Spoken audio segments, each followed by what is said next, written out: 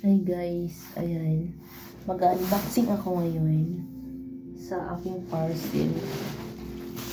Ayan. Mura lang ito siya guys. Ewan ko kung totoo na. Nakakatanggal na ng kalawang. Ayan. Mura lang siya, 130 to. Pantanggal na kalawang. So, tagalinis ako ng CR pero wala kami supply. Ayan, bumili ako. May 1 ko na siya, 132. At saka guys, panty. Mura lang siya, 92. Ay, ang ganda niya guys.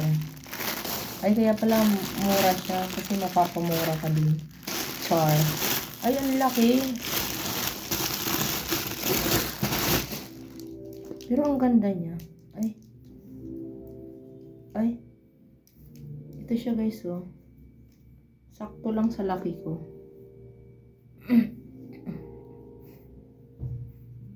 Ayan. Ang ganda ng kulay niya, guys. Diba? Feeling ko hindi na siya masikip sa akin. Ayan. Mura lang to siya, guys, 92. Ang ganda pa ng niya. Ang ganda ng pagkatahi niya. XL pala to siya, malaki pala. Grabe ang mura niya, no? Hindi ko sukat akalain na ang mura niya. Tapos, ang kapal pa lang dito. Bango. So, ayun lang guys. Tapos ito. Naubos na kasi yung panty ko. Bumili ako ng styro guys. Kasi minsan, yung mga food, hindi nakukuha agad. So, kailangan natin siyang palamigin. Ang mahal niya guys, 200 plus. Sa palengke mas malaki dito, nasa 170 lang. Sabagay may shipping fee kasi siya.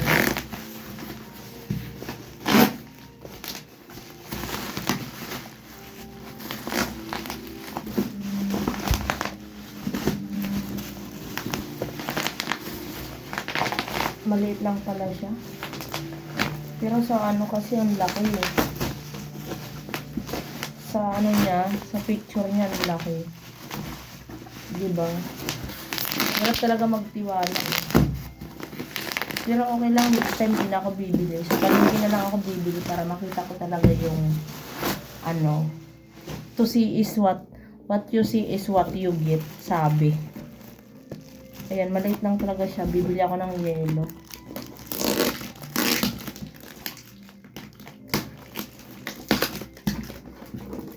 Ayan lang guys. Thank you for watching. Wala akong gunting. Ayan. Chinechat ko kasi yung kasama ko dahil yung order niyang pagkain is may kumain. Ayan.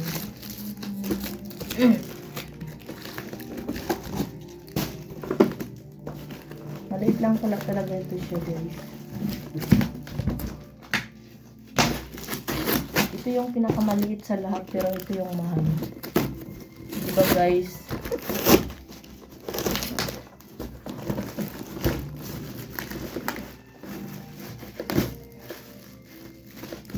Bye! Thank you for watching guys.